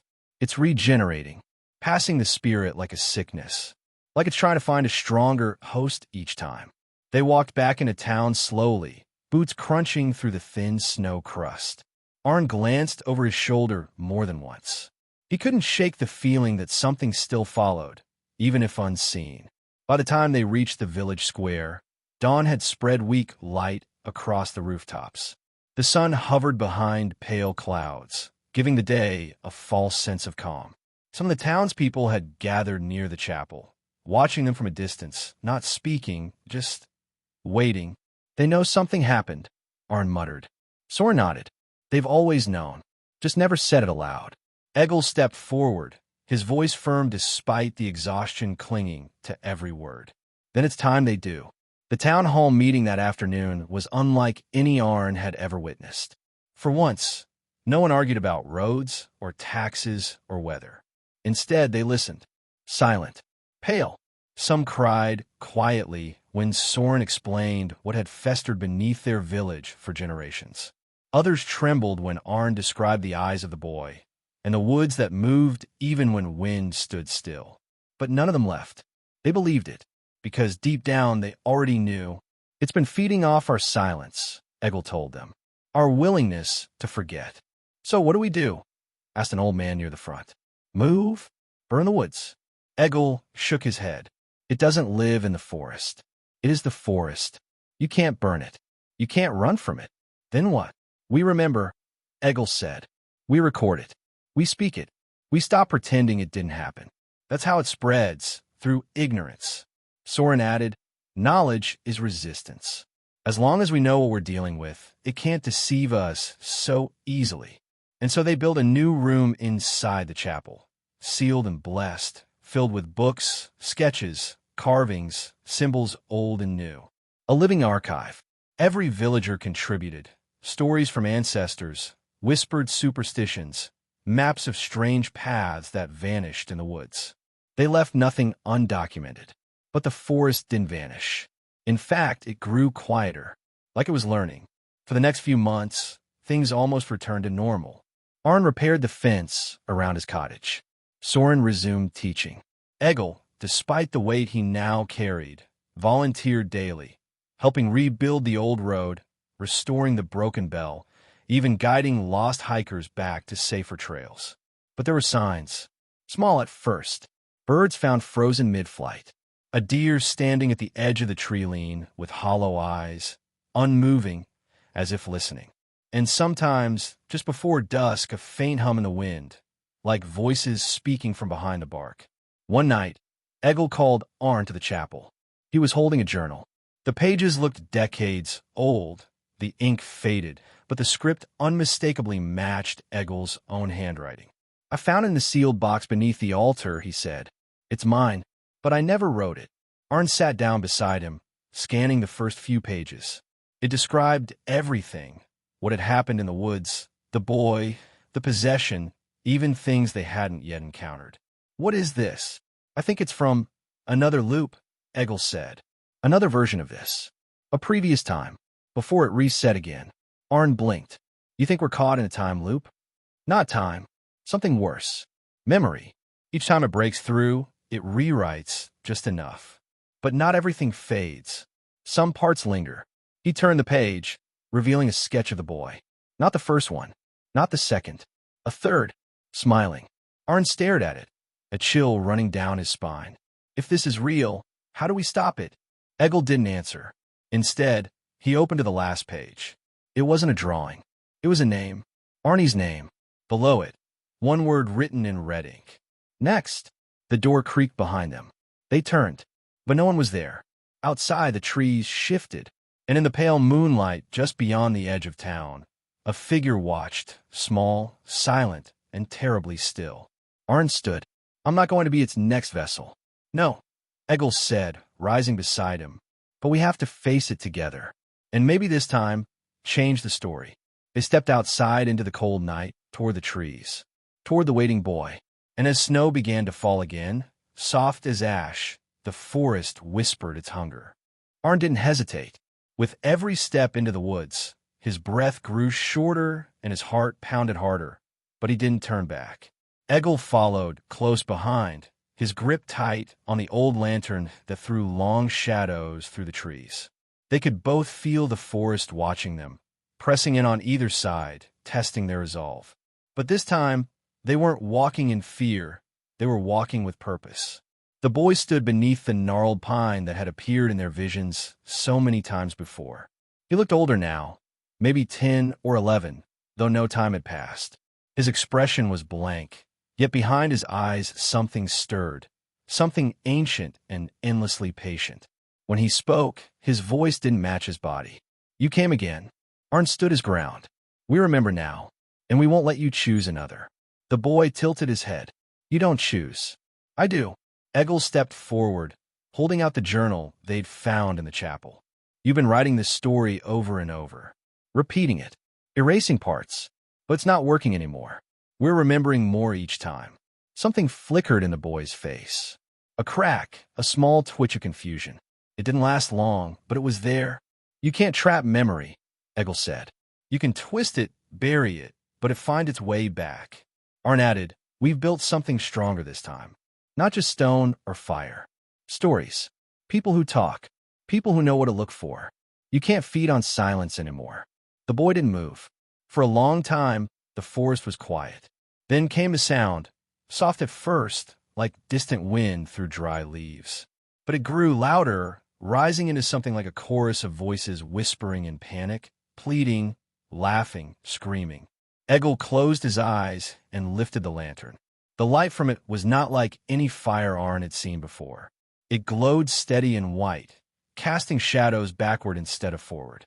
As Egil stepped closer to the boy, the ground beneath them seemed to ripple, like the forest was resisting, trying to pull them into a dream.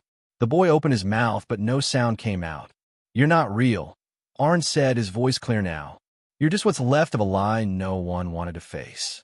A fear passed down until it forgot its name. Then Egil whispered something in a language Arn didn't recognize, something that made the trees bend away and the snow melt in a ring around them. The boy staggered back, blinking rapidly. His form shimmered, flickered, like a flame struggling in the wind. And then, just like that, he was gone. The forest exhaled. Everything was still. The weight that had pressed on their chests for so long lifted, just a little. Arn looked at Egil, who lowered the lantern slowly and let out a breath he seemed to have been holding for years. It wasn't over, but something had changed. They walked back in silence, not because of fear this time, but because there was too much to say.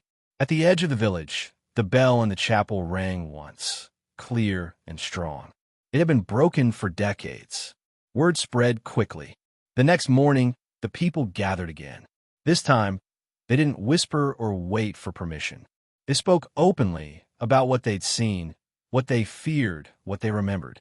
No more secrets. The memory of the boy in the woods became part of their history, not just a bedtime warning or something muttered under breath during storms. Soren helped organize the journals and stories into a permanent record. They trained others, especially the children, to recognize the signs, to trust their instincts, to question silence. Egil stayed on as caretaker of the chapel, not because he was afraid to leave, but because he chose to remain, to guide, to protect, and to teach. He told Arn he no longer felt the thing inside him. It was gone now, or maybe it had never been him in the first place. Arn returned to his cabin. He resumed his woodworking, but now his pieces told stories, strange carvings of eyes and trees, symbols of protection, faces of children watching and waiting. Visitors began arriving from outside the village, drawn by word of something ancient and strange being faced head-on. The town didn't hide anymore. Still, there were nights when the forest shifted a little too quietly, when the birds fell silent at once, when dreams came, thick with snow and strange laughter. But the people no longer turned away. They faced the darkness with stories, with each other, and with the unshakable belief that naming the fear took its power away. And sometimes, Arn would walk to the edge of the woods, standing where he'd once seen the boy's hollow stare. He would wait, listen, not with fear, but with purpose, because he knew the danger didn't end with the last haunting. It ended when the next generation chose to remember. And this time they would.